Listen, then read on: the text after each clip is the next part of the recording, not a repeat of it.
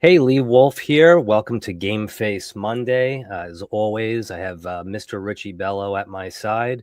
And today we have a special guest, Mr. Larry Feldman, who is he owns and operates Career Changers USA, which helps in recruiting, management, and training for sales and service and dealerships across the whole country. Is that right, Larry? It most certainly is. But it's Awesome. it's not just management, and I'll get off my pitch tank real quick. It's every position in a dealership. It from lot porter to body shop techs to service techs to salesmen, managers, title clerks. Awesome. Awesome. Well, thank you for being on the show today. And before we dig a little deeper with Larry here, just going to run a quick spot from our sponsor, Shop Smart Autos.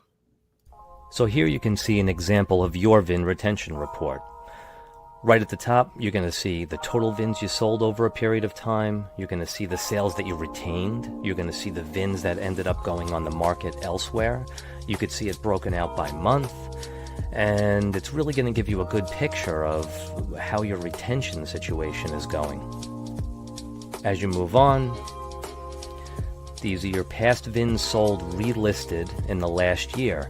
So whether they were on your website or a competitor's website, you're going to get to see. These are the VINs that were sold by your dealership by month. So you can see when your peaks and your valleys. Now you move on and you can see these are the VINs that you lost and what dealerships they went to, which is a huge, huge advantage. Which vehicles went to auctions that were your VINs. You see, this isn't just about knowing how many vehicles you sold. This is for sale by owner. These are your VINs.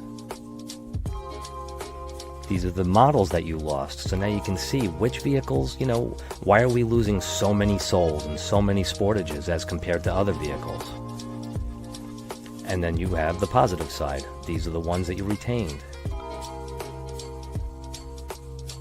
So in the end, you're not just marketing to people in your CRM that may have gone somewhere else already, and now you can see where they've gone and you can target them to get them back.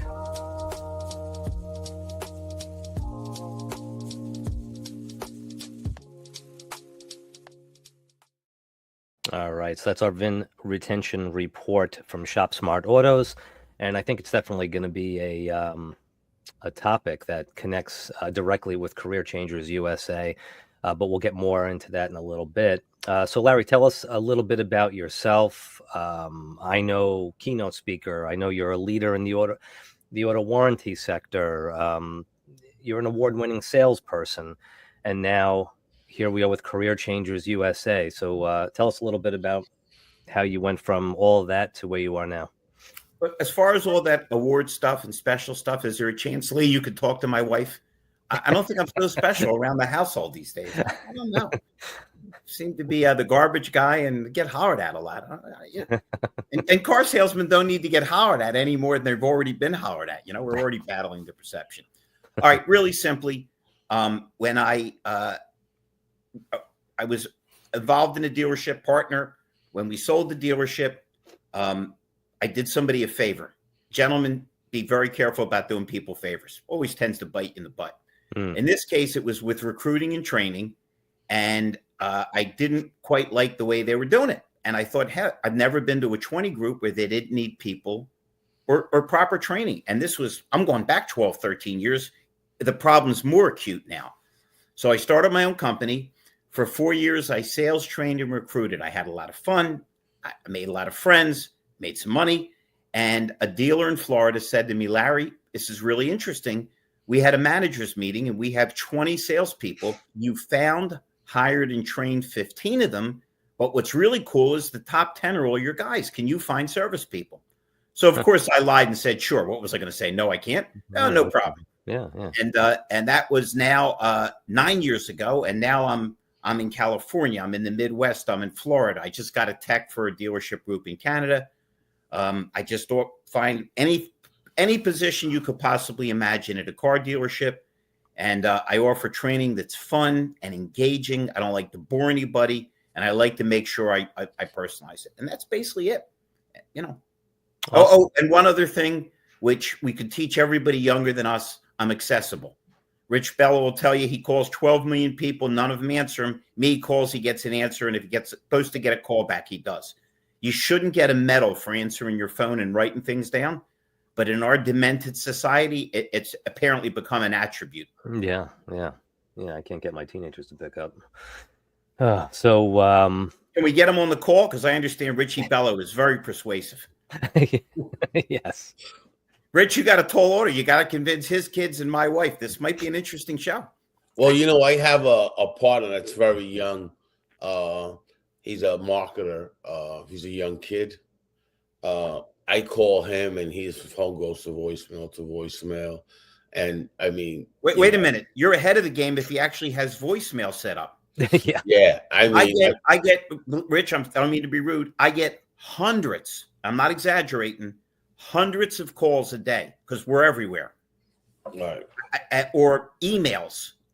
I'm telling you, I respond so quickly. They think they have spyware on their phone.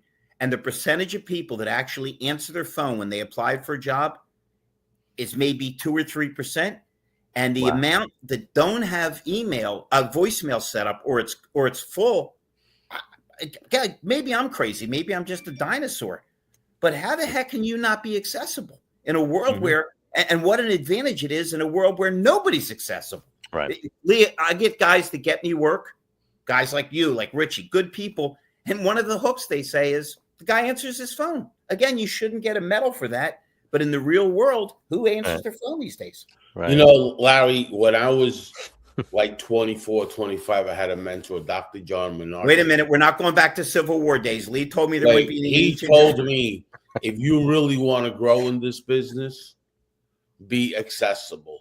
If you could be accessible on your phone, okay, Richie, that's key.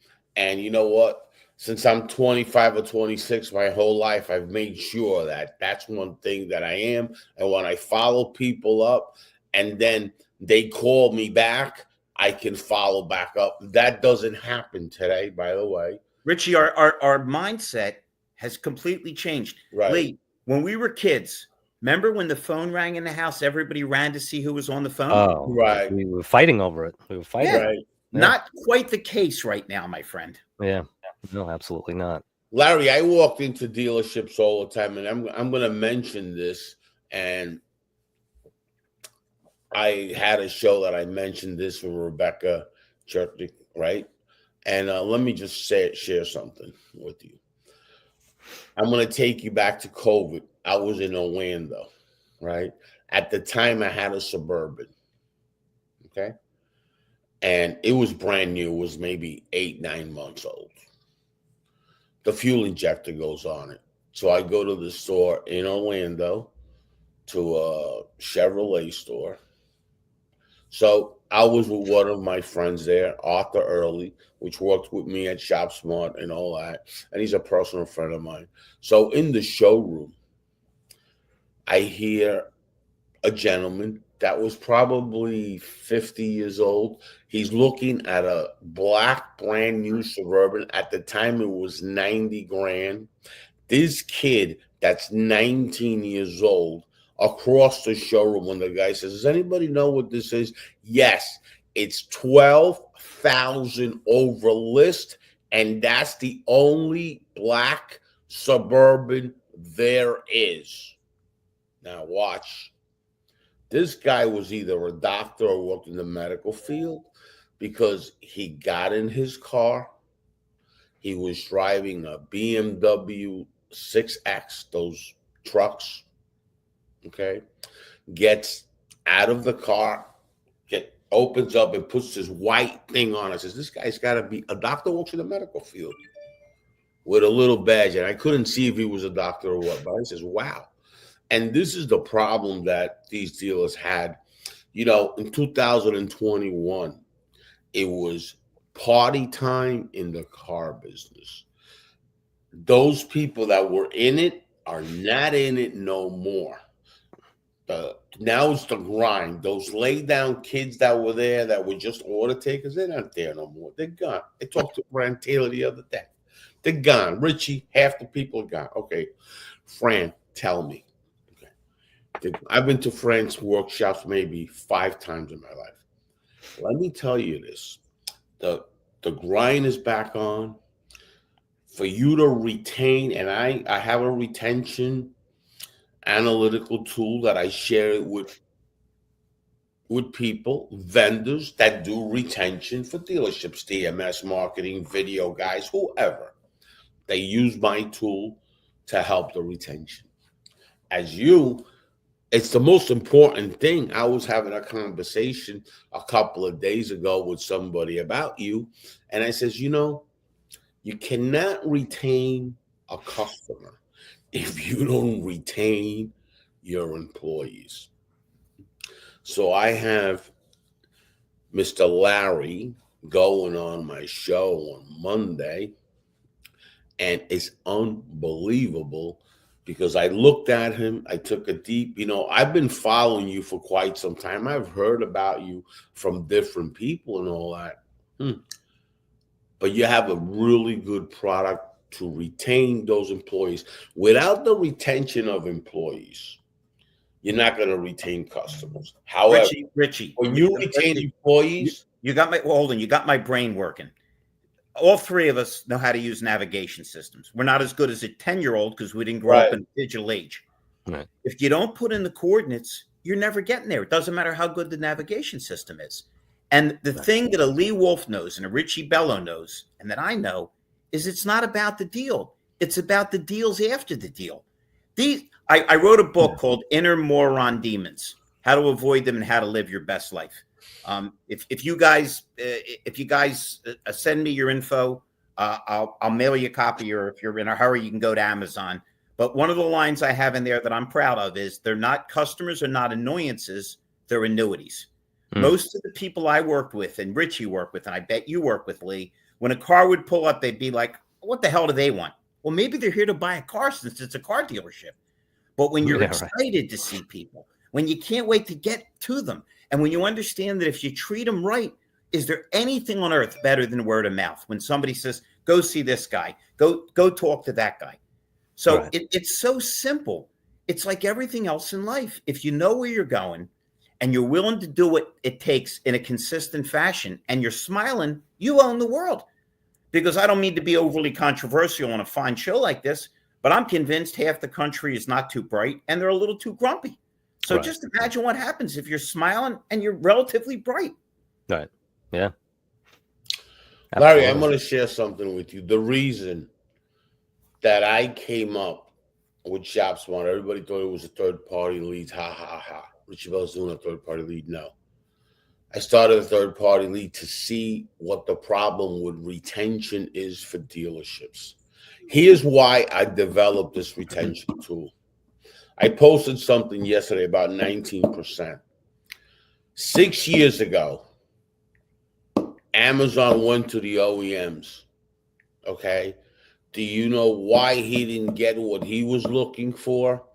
Because the OEM says, wait a minute, what about servicing the customers? Okay.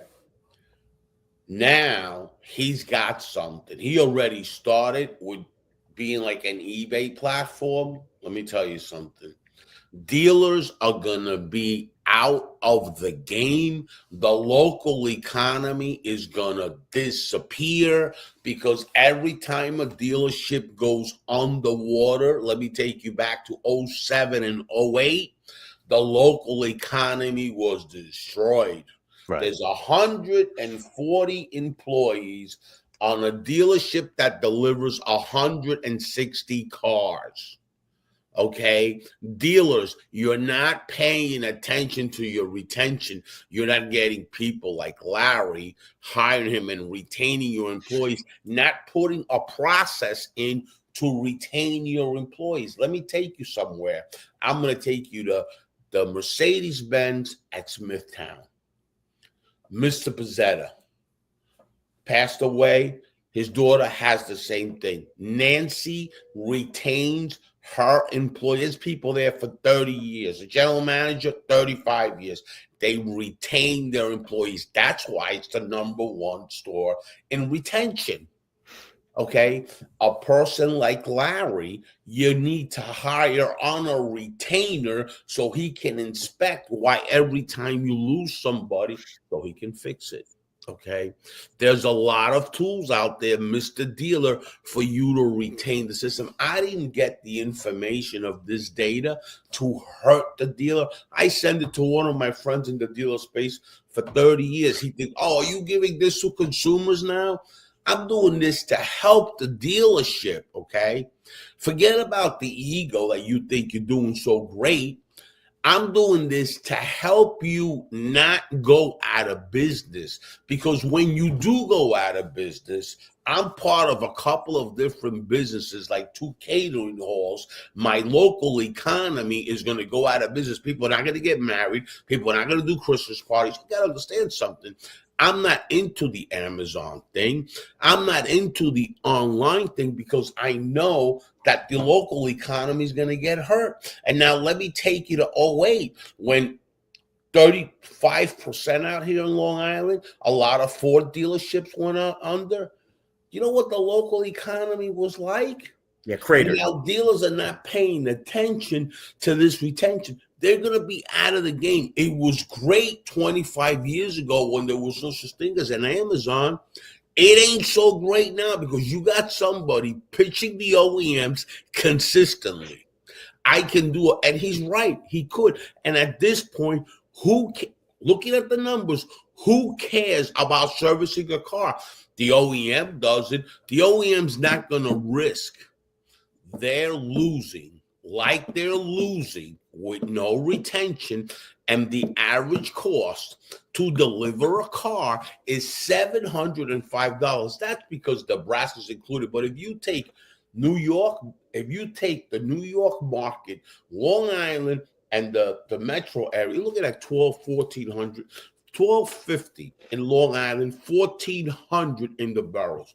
Now, if you go to Miami, okay, South Florida, you're looking at $1,600 because the population's there. If you go to Anderson Honda in California, you know what you're looking at? $1,600 a car. It's crazy. Hey, Rich. I look at the report, and they're not retaining customers at $1,600 in LA a car. But wait a minute, Rich. If a guy smokes 5 packs of cigarettes a day for 40 years and he gets lung cancer, it's sad, but it's not a surprise. Right. Think about the lack of consciousness and the schism between variable ops and fixed operations. There isn't any dealer that doesn't complain about lack of retention, losing customers, but how many of them understand the importance of having oil changes that are competitive, having tires that are competitive? Because it's the oldest thing in our business. They go somewhere else for an oil change or for tires, and we lose them altogether. So, it used to be, you want to understand the symbiotic nature of sales and service. We want to keep them happy in service so they come back to sales. If we don't sell the car, they don't have anything to service. And yet the schism, the amount of dealerships that don't have sales service meetings, that it's like there's almost resentment between the front and the back. Hey, who's your best customer, your best used car customer? Your service department. So we've had a problem. And the problem is, for a long time, the car business was so strong unto itself that people made money by accident rather than by design. Okay, I got a car dealership. Here's the car. Here's the price. But now, more than ever, we have to be acutely aware of how we have to take care of people, how we have to sell them and communicate with them the way they want to be sold and communicated with. You mentioned Amazon. Listen, I love shopping. I like trying on it. I don't have a whole lot of time. Let me try on the jacket. Let me try on the shoes. Boom, I'm a quick sale. Right. But on the other hand, there's times when I'm really on the run, and Amazon's perfect. Because why? They're faceless, they're soulless. But guess what? You hit a button, the next day something's at your house. And then you return it. You send it back. Yeah. Yeah. Dealerships, the amount of time it takes to get in. The number one complaint, Richie and Lee, isn't that we robbed them. It's how long it takes. You figure we might have figured that out since Henry Ford came up with the Model T. Yeah. Yeah. And actually, I wanted to ask you, career changers USA. So, VIN retention report from Shop Smart Autos can help you segment your data, right? Now, let's say we figure out you're losing 2,000 vehicles to all these different dealers. You could break it out by model. You get your marketing team involved. Marketing team pumps out a service campaign out there. All of a sudden, you have 150, 200 people walking into the service department over the course of a week or two. When I was on this, I come from a marketing perspective. I did 20 years in marketing and advertising, and most of the work that I did was automotive. Then I switched over. I became a salesperson on the floor of a Mazda dealership. If an up walked in the door, everyone had confidence. But if you told them that they had to go into service and talk to customers and try to flip them in service and get them out for a test drive and form some kind of a relationship with these people that are waiting for an oil change or a quick repair, they were terrified. How do you guys handle, and not that you have to give the whole book or all your ideas up right on the podcast here, but how do you actually go in and physically train with these people, walk around the car with these people, make them sell you guys vehicles? When it Sure. comes to the training process, how do you get these people out of there? Well, it's really simple. The interesting thing about life is how simplistic the answers are, and yet how scared we are of the questions. Let's face it, I could fix any service department quickly, and I'm not the world's best fixed ops guy. How do you do it? First of all, there's nothing more frustrating than when your car's in the shop and you can't get a hold of somebody. We've all been there. Right. People lose their, I got to pick up my daughter. I got to do this. I got to do that. I tell every operator, whenever store I'm, and I'll answer your original question too. I didn't forget it. I said, you want to have less aggravation and get better surveys and have happier customers? When somebody calls you, say, okay, you want Joe? Let me see if he's at his desk. Give me 1 second. Okay, he's at his desk. I'm putting you through. Or he's not at his desk. Would you like voicemail, or would you like me to hand him a message? How many problems would that solve, Lee and Richie? Right. Because I don't know about you guys. I don't trust voicemail. You don't know if the people are getting it or if they don't, or what the heck's going on. Right. With service advisors, how many times do we have to say, you know when you should do a walk around with a customer? Every time. Mm-hmm. Now, as far as bridging the gap between sales and service, as much of it is on the sales as on the service. What you need to do is every dealership these days will tell you, you make sure the guy drives the car. I don't care if he drove it somewhere else. Let's get him excited. Well, why? It should be mandatory of a service walk. Hey, let me take you back. And if we're lucky enough during your business, let me show you these really nice folks back here that'll be helping you. Right. People call, Richie will tell you I'm telling the truth, and say, do you take trade-ins? And we chuckle and go, man, we live for trade-ins. Yeah. So to understand that you make people feel comfortable, it's not just the sale, it's putting them in a position where they'll continue to service the vehicle where they purchased it. So right. All the wheels keep turning. So sure, most of the stuff I do is just common sense. My sales training, you know what I tell people? Because I get a lot of young guys. I said, listen, this is not a lecture, okay? You're not in church. All I'm telling you is if you're going to be somewhere for 8 hours, isn't it more fun to go home with a pocket full of money? Yeah. Why? Do you want to look at your iPhone or your computer, okay, 37 times? Isn't it better to look at your iPhone or computer, or for old guys like me and Richie, your watch, and go, wow, it's time to go home. The day flew by. Again, it's making choices. Listen. When Richie and me and you were running around, we were 15, we laughed at guys our age now. We never thought we'd get there. Okay, now we're this age, it doesn't bother us that much. Right. The bottom line is we're going to get old, we're going to die. In between life and death, you want to have fun. You want to have a family. You want to have sex. You want to eat pizza. You want to do stuff. Mm-hmm. And in order to do stuff, you have to do stuff. And I tell young guys, listen, you want to stay on unemployment? At your choice. But if you're going to go to work. Mm-hmm. Not for me, not for your boss, for yourself. Because it's fun to feel useful. I don't care how old. It's like kids. Kids hate discipline. Nonsense. They love discipline, and so do adults. We like to know what we're supposed to do and when we're supposed to do it. Richie's been an executive. He knows nothing stupider than hollering at a guy or a girl, and you didn't tell him what was expected of him. What are they, mind readers? Right. So it all comes down to basic essentials. Make it easy. Here, you guys reached out to me. I've known Richie peripherally for a long time. He'll tell you that it was easy to get a hold of me. Lee, it was easy for you to get a hold of me. We had a slight hiccup the other day. You know what I said? Wednesday's fine. Yeah. Let's not listen. Think of Staples. What's the biggest feature? The easy button. How about if we were all giant easy buttons? How about if instead of saying, oh, that's a problem, we said that's no problem? Right. Because we're constantly confronted in our business. You know how many people walk into a dealership, half the country has bad credit, and get told, you have any money down? Do you have this? Do you have that? It's like you and me, Lee, going to a fancy restaurant, a Ruth Chris or a Morton's, and they hand us a menu with prices but no food. And we say, what's the deal with the food? Tell me what you can afford. I'll tell you how much steak or lobster we could bring.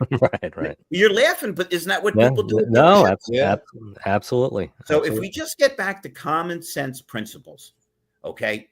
And as you figured out, Richie, this is why, thank God, I'm busy all over the country and even in Canada, because I'm crazier than most trainers. And if you're not a little crazy today, if you're not an entertainer, where do you think Donald Trump would be if he came up and he was another guy in a suit? He's nuts. That's why our enemies fear him, and the people that love him love him. Now, of course, we don't have a long enough show to explain why the people that don't like him don't like him. No. But it's fun watching their heads explode. They all look like Beetlejuice at the end, you know? That's exactly what in the training, the first opening statement that every person should say. You are getting paid to entertain, because a salesman is an entertainer. The more you entertain, the more you're going to sell. I've been in the car business since I'm 19. I was trained by Jackie B. Cooper on his way almost. Lee, do you know who that is? That was the best of the trainers. Not good, the best guy. This guy was before Zig Ziglar and Cardone, and he was I've never met anybody that worked with him that wasn't heavily influenced by him. Wow. Listen, he would tell you when you took an up.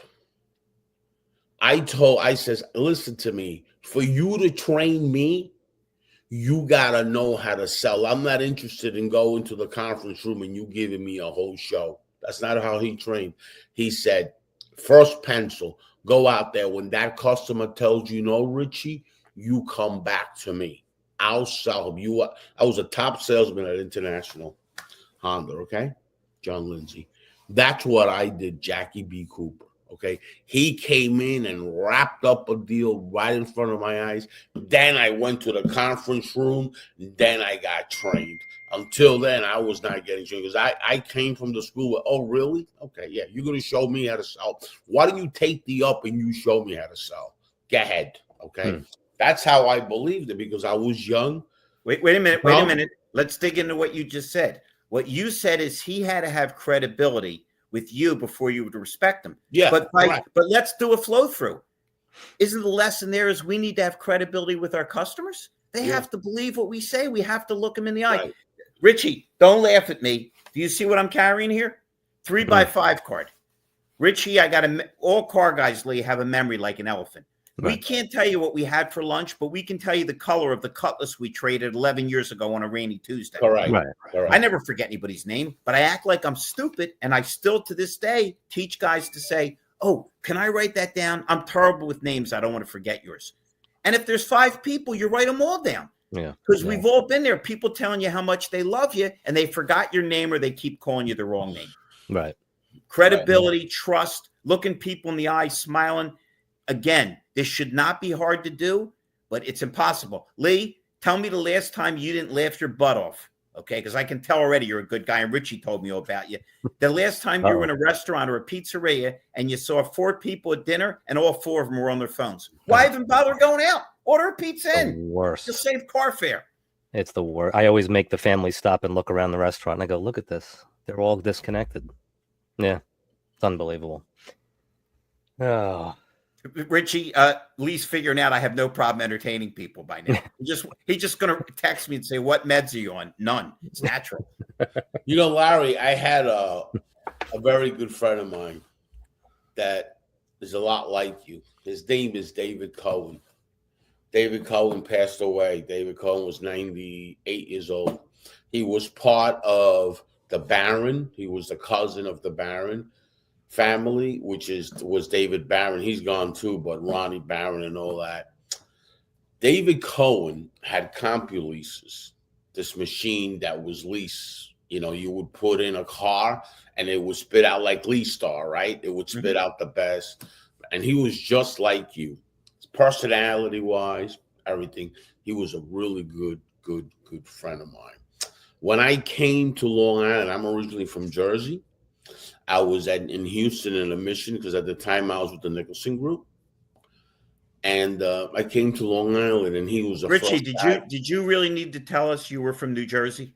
Okay, yeah. Bruce Springsteen doesn't sound as Jersey as yeah. Well, I'm originally from redundant. Jersey because I'm really originally from Cuba. I came when I was 3 years old to Jersey because my father immigrated running away. Did you hear that? He's from Jersey, from Cuba. That Yeah. means he doesn't break for Fidel Castro or people wearing Dallas Cowboy jersey. In other words, I went over there to Jersey because my father immigrated there to West New York, Hoboken, Weehawken, where all the Cuban people came back in the 70s, right? So, but the whole thing is this guy taught me a lot of stuff. He had tremendous relationship with car dealerships out here. He was everywhere, and he reminded me the stuff that you're saying. That's the way he was. You know, he was an unbelievable guy, and he did training. He did a lot of training in the car business out here locally for Long Island dealers. And you're right about something, Larry, about salespeople today versus salespeople yesterday. And that little piece of paper you have, he always had that. He wrote everything down. He had those index cards, okay? Right. And he used to train salespeople, but there was no CRM back then. I know you remember that. He always had you with the index card, and here's your follow-up. And that's what he was doing. He was going desk to desk in a dealership and inspect their index cards and then doing one-on-ones with the salespeople. That doesn't happen no more. Everything now is automated. There's no engagement. There's no manager doing one-on-ones with the salesperson. What happened to Larry? What happened to Lee? What happened to this? What are we doing? Okay, we got a deal. Okay, good. Now they go to the finance with the heat sheet and go over every deal and find out if there's any hair on the deal, get that car back to the front line if there's hair and sell it to somebody else. There's none of that no more. None of that. But Richie, that's fabulous news for me. I'm so freaking busy and I love it. I'm one of these guys, I can't stand being sedentary. Let me explain something to you. Trump he got these guys to commit the $500 billion for AI, which is great because AI can look up something would take us 6 hours and do it in 6 minutes. Do you know what AI can't do? It can't empathize with you. It can't put its arm around you and say, that happened to my cousin. Let me see if I can help. It can't smile at you. So if we take these tools and use them, and don't forget the humanity and the strength of humanity. Right. And I think people more than ever are going to embrace being human. You know, it's really funny. I deal with a ton of tech guys. They're my friends. I'm not picking on them. They're great guys. But I always say to them, with all your tech stuff and all the wrapped up technical nonsense and jargon, do you like it when you call somebody and you get 7 prompts and then they disconnect you? Who doesn't like talking to a human being? We're so relieved these days when we actually get a human being. So if we're smart enough to embrace the future, okay, which the car business always has, you know, I don't know how much you know. You mentioned Ford, Richie. Henry Ford, besides being revolutionary in terms of the idea of how we process and assembly lines, he was a business guy. If we were looking at him now, he'd be more of a conservative than a liberal because he was a business guy. And a lot of liberals aren't crazy about business. That's a whole nother show. But he gave his people a raise. And a lot of other business people said, what are you doing? You're putting pressure on us to give our people a raise. He says, if my people are going to build a car, I wanted to be able to afford it. And if you think about it, that's pretty smart business. We've always been progressive. And all of a sudden, we've gotten a little regressive. COVID didn't help because, as Richie said earlier, and he's correct, they pointed at cards 10,000 over. But all it's going to do is open them up to needing training, to getting back to the basics. Real quick, Rich, and I'll get off my little soapbox here. I have multiple training courses, and one of them is an advanced course. And one of the most important things I try to do is teach people to break slumps. Because Richie will tell you he's seen guys that were unbelievable salespeople wake up one day and say to him, I don't think I'm ever going to sell a car again. What are you talking about? So what I do is I always show the same thing. I show Bill Walton and Lou Alcindor. He wasn't Kareem Abdul-Jabbar yet. When Lou Alcindor, before he converted to Kareem Abdul-Jabbar, was at UCLA, he won 3 straight national championships. The reason he didn't win 4 is you couldn't play as a freshman back then. And he was the hero to Bill Walton. Bill Walton was like LeBron James or Kobe. He was the most recruited schoolboy in the country. And of course, he wanted to go to UCLA. I mean, they were in the middle of their run at 10 championships in 13 years. And he said to John Wooden, universally considered an icon, great coach, I want you to make me just like Lou Alcindor, Kareem Abdul-Jabbar. He says, no problem, Bill, sit down. Let me show you how to pull up your socks and tie your shoes. He thought he was kidding. He says, Coach, he says, no, you don't understand, Bill. No matter who you are, around here we start with the basics. How do you break a slump? It's the easiest thing in the world. Write down what you used to do that you stopped doing. These guys get frustrated. They stop taking demo rides. They stop. Immediately they go to, do you want to take it? Take what? You didn't show me anything yet. You didn't build rapport. You didn't ask me about my family. Right. So with everything else in life, if we get back to basics, if we understand why we're here and what we're trying to do, it gets easy. When you don't know what you're trying to accomplish, it's frustrating because you kind of have this feeling of, why am I? It gets like kind of an existentialistic argument. Why am I here? What's my purpose? Right.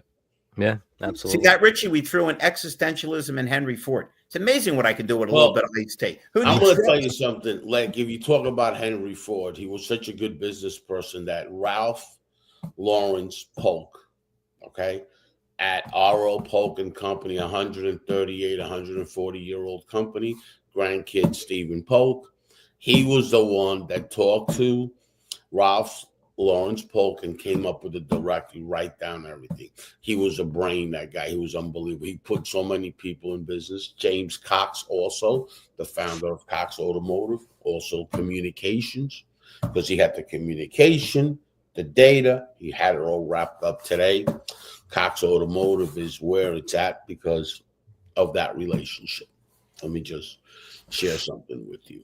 That's enough time on Henry Ford now, because now I very well now versed. We go back to the anti-Semitism. Right, very well versed on this gentleman because, fortunately or unfortunately, I was in Southfield, Michigan, with the Polk Company for quite some time. Whoa! Ask Lee. Lee, have you ever been to the Henry Ford Museum?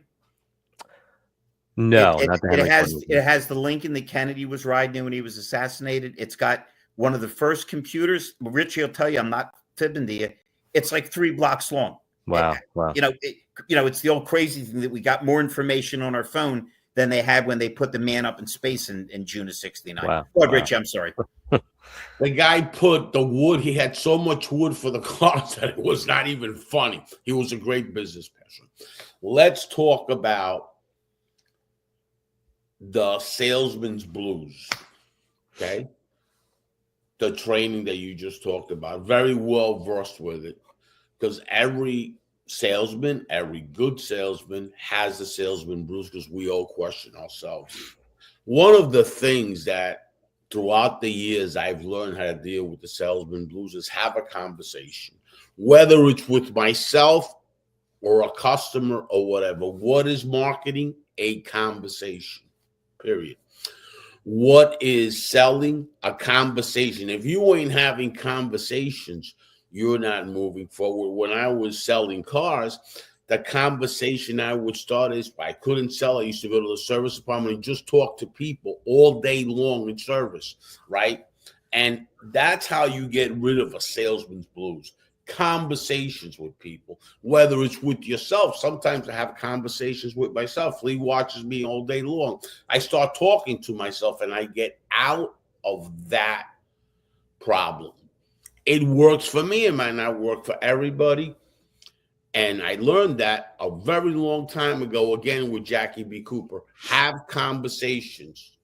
Mm-hmm. Go out to the sales department when you're not selling and start talking to somebody else that have a whole different perspective, okay? And bring them into the showroom. Why not talk to service customers?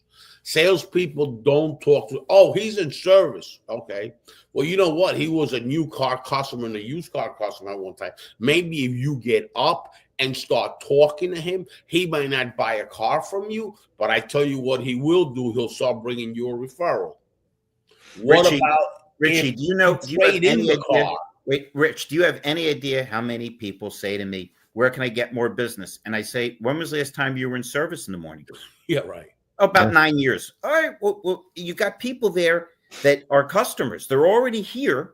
They have cars. And if the car happens to have 100,000 miles or they just got hit with a $5,000 bill, what's easier than that? That was, there are states in the United States, Lee, like Virginia, like Ohio, where you can't write what's called a referral check or a bird dog check.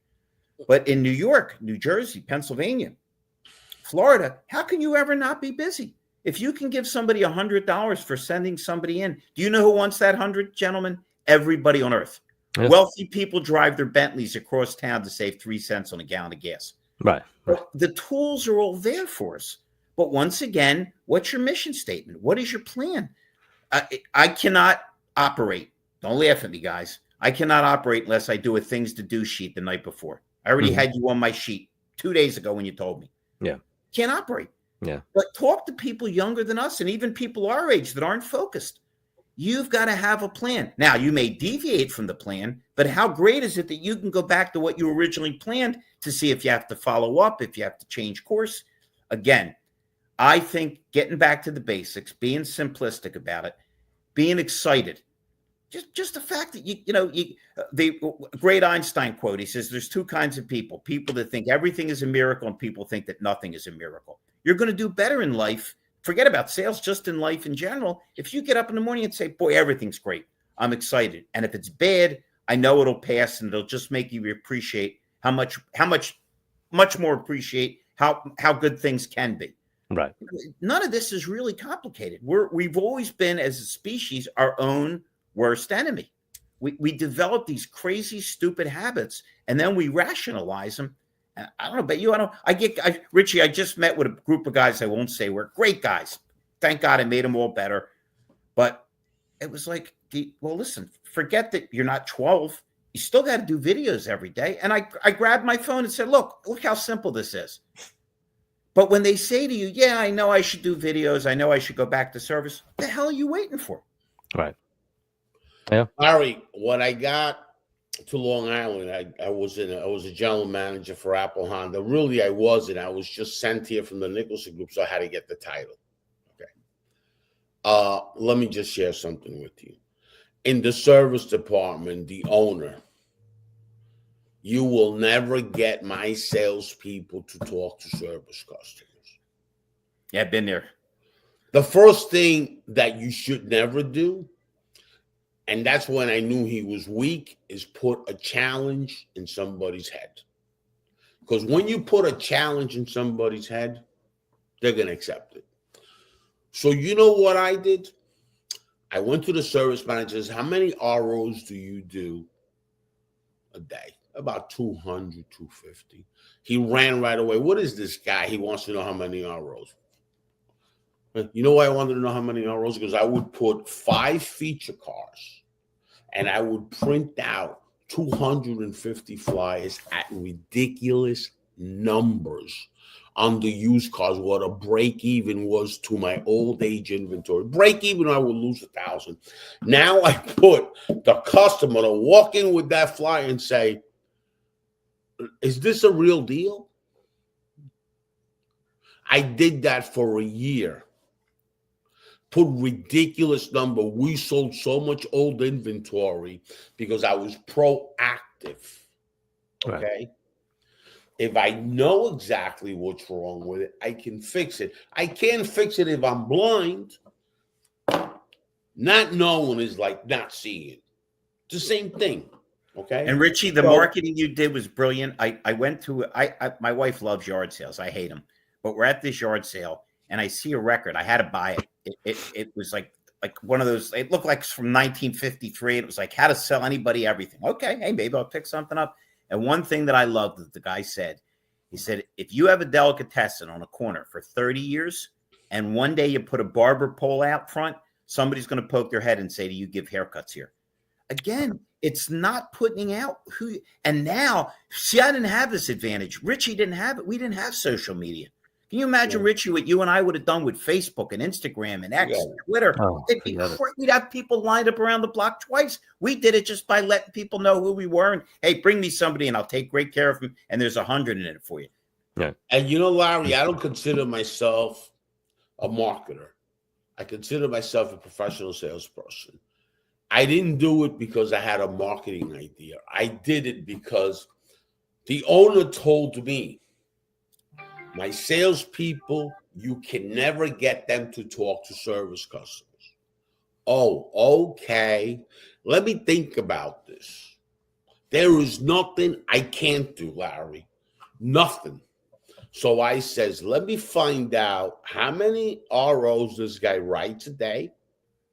And let me go to the used car inventory and let me go to his wholesale losses and let me find out his depreciation. Now, let me put a plan in front of the owner that now he knows you're losing so much money in vehicles.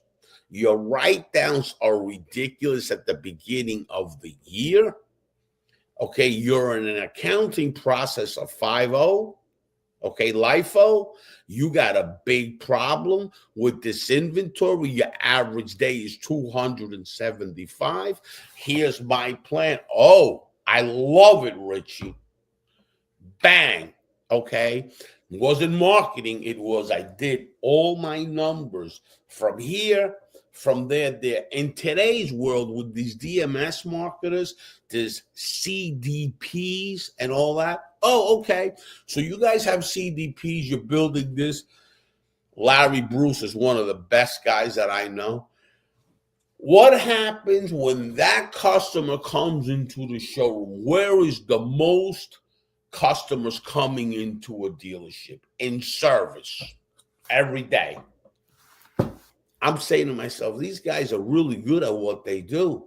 But when that customer comes in the door, if you have that same campaign and that same flyer on there, you're going to convert now service customers into sales. Nobody does that because we are not there anymore. Sometimes I go to a dealership like I was doing in Orlando, Honda headquarters, City Kia. I can go on the list and the list and the list. Reed Nissan, on and on.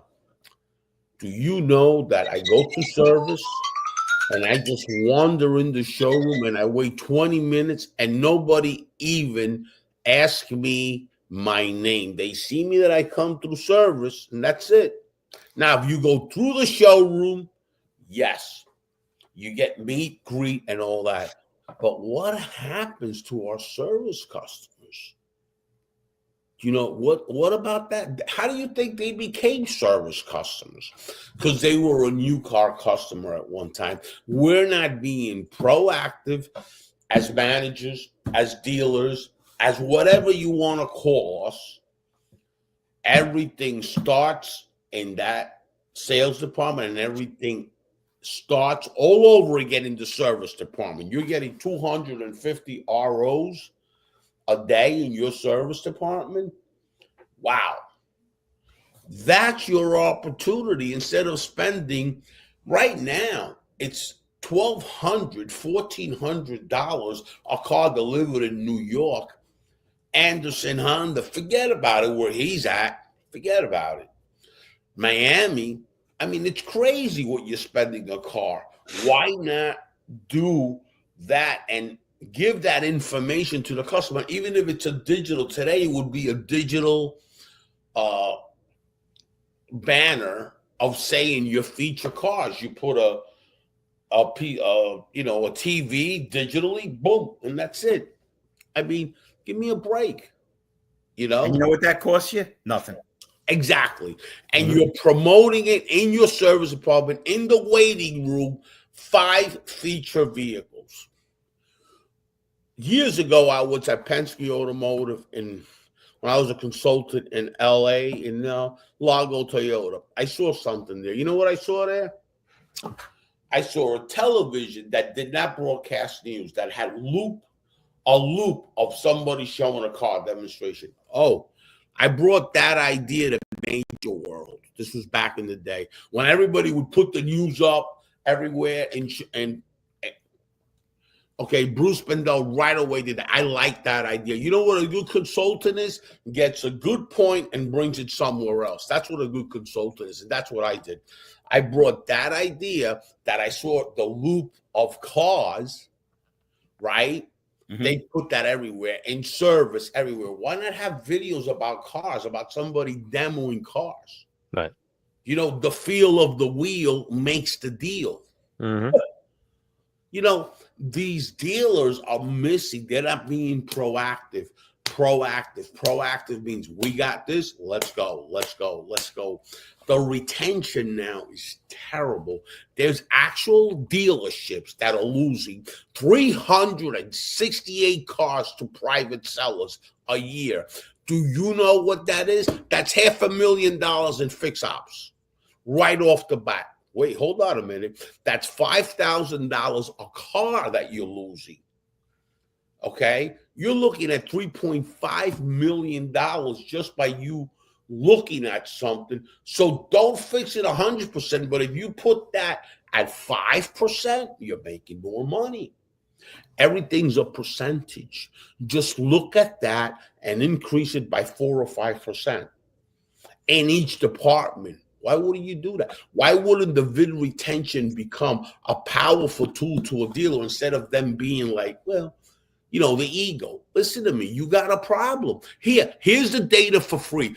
Boom. Here, Larry, here's for free. Go to IHS and verify that data on registration and then call me. For free. Here it is. I've done it for a year now. At companies like the Ed Morse Group for a year. Here you go. It's for free. Here, take it. Now see what you can do with the data. I'm educating you, Mr. Dealer, to stay in business. I could care less about the dealer. I care about your employees. I could care less about the dealer. But I do care about 140 people in my market that'll be out of a job. That's what I care about. I care about the people that are working for you, Mr. Dealer. You know, why wouldn't you pay attention? And that's a problem in the business. Everything is becoming like, listen, pay attention. Mr. Dealer, pay attention. Pay attention to a gentleman like Larry. Pay attention to Rebecca Churkney. Pay attention. We're telling you what to do for you to pay attention. You want to keep doing business the same way? What is that called? Insanity. That's what that's called. Like my friend Wendy Reeves says, that's insanity. Doing the same thing that is not working is insanity. And you can't argue the credibility of someone that lives with Santa Claus. Have you ever met Fred Thorne, Lee? Seen him. I've seen him. And you know, Larry, you are amazing of what I looked at, how good you are at retention. Retaining, because you're a professional salesperson, but you're a professional trainer. You have the common sense. You got emotional intelligence. Do you know the value that has? When I showed you the VIN retention tool, you right away says, wow, you know, I've shown it to a lot of people that say, wow, and I've shown it to a lot of people, why do I need to know? That's history. Okay. Why do you need to know Google Analytics? Do me a favor. When you hire Team Velocity, tell Team Velocity to do ads. Don't ever get Google Analytics because you don't need to know history. Those that forget history are doomed to repeat it. We all know that. How could you be that stupid that you don't want to know where your vehicles are going? How what you're could you? losing, or what you're losing, because what you mentioned with the numbers doesn't even take into account that if you do have those vehicles and you sell somebody, you're picking up yet another trade and you've got another potential person to put through service. Just keeping the wheels turning, just keeping things in motion is so urgent and so important, but it's not going to happen if people aren't looking past what's right in front of them. Right. Right. Absolutely. Right. Mr. Larry Feldman, anything else you want to offer up on Career Changers USA before we wrap up If the show? anybody needs training that'll actually get their people excited and motivated, I'm your guy. If you need any person at a dealership, I shouldn't even say at a dealership these days. I just got people hired at a furniture store, and it sounds crazy. I just helped a lawyer in Chicago. Anybody needs anything, I just cut to the chase. I make things simple, and I'm very easy to access. And you don't even have to call me. You can call my new agent, Richie Bello, because he said very nice things about me today. My mother would be proud. Absolutely. Larry, And thank it you was a both so pleasure. much for having me. It was a I've known Richie forever, but Lee, you're a gentleman. Oh, thanks. It was really, really a pleasure being on. And thank you both so much. Thanks for Thank getting you, us Larry. It fired was up a today. pleasure having you. Hope to see you again, and I hope you come back and let's rehash this all over again. I would love to keep having you on my show. It'd be my pleasure.